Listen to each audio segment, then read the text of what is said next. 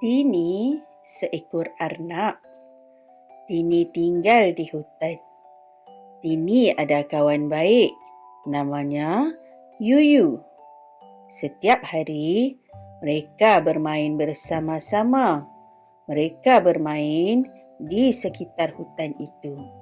Hai Tini. Pada suatu hari, datang seekor musang. Arnab-arnab di situ berasa takut. Mereka tidak berani keluar rumah. Ibu dan ayah melarang Tini keluar. Namun, Tini degil. Dia mahu ke rumah Yuyu. Tiba-tiba, musang itu muncul. Dia mengejar Tini. Tini lari dengan laju. Akhirnya, Tini tiba di rumah Yuyu. Yuyu menjemput Tini masuk. Tini sudah selamat. Tini tercungap-cungap. Apa yang berlaku? Tanya Yuyu. Saya dikejar musang, jawab Tini. Tini tersenyum.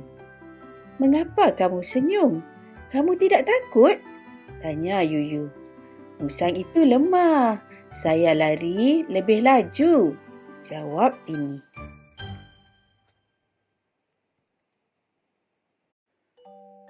Jom kita pergi bermain, ajak Tini. Tak mahulah, saya takut, kata Yuyu. Usah takut, musang itu tidak akan dapat kejar kita, kata Tini angkuh. Percayalah cakap saya. Akhirnya, Yuyu bersetuju. Mereka bermain di tepi hutan. Musang itu keluar dari semak. Dia berjalan perlahan-lahan. Tini dan Yuyu leka bermain. Tini ternampak musang itu. Dia sudah dekat. Lari! Jerit Tini. Musang itu pun mengejar mereka. Tini dan Yuyu lari sekuat hati. Lari! Cepat ke rumah saya! Ha. Mereka tiba di rumah Yuyu. Mereka segera masuk. Tiba-tiba, Tini ketawa. Tini ketawa dengan kuat. Betul cakap saya kan?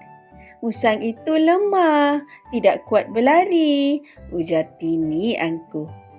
Ya, kamu betul, kata Yuyu lalu ketawa.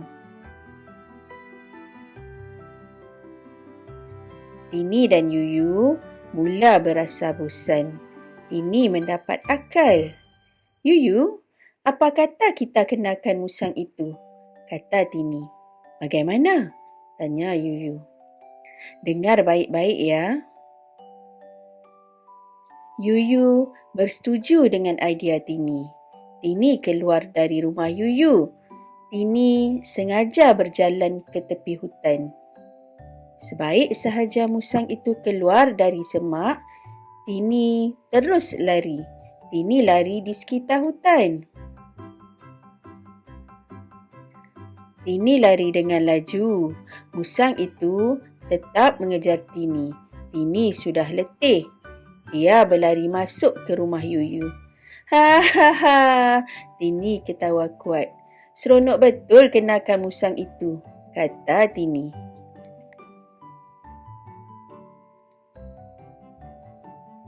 Kini giliran Yuyu pula.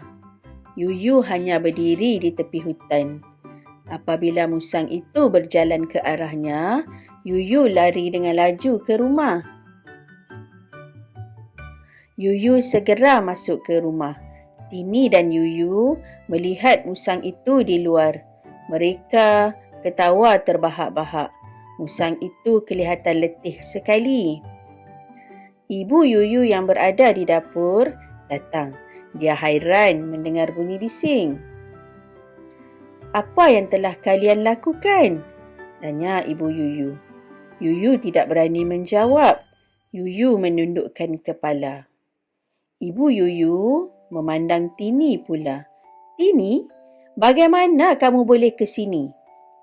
Bukankah ada seekor musang liar di hutan kita ini? Tanya Ibu Yuyu. Tini tersenyum. Tidak perlu takut, makcik. Musang itu lemah, tidak dapat lari selaju saya, jawab Tini. Kamu tidak boleh bangga diri begitu, Tini. Musang itu bahaya, nasihat Ibu Yuyu. Jangan pandang rendah terhadapnya.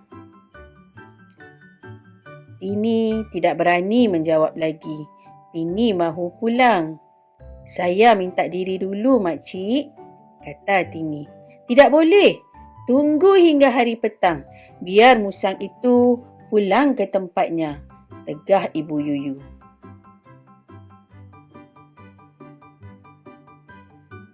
Jangan risau. Musang itu tidak akan dapat tangkap saya, kata Tini agak sombong. Tini terus membuka pintu. Nanti dulu, Tini, jerit Ibu Yuyu.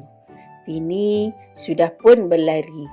Ibu Yuyu berasa bimbang akan keselamatan Tini. Semasa di tepi hutan, Tini berhati-hati. Tini tahu musang itu berada di situ.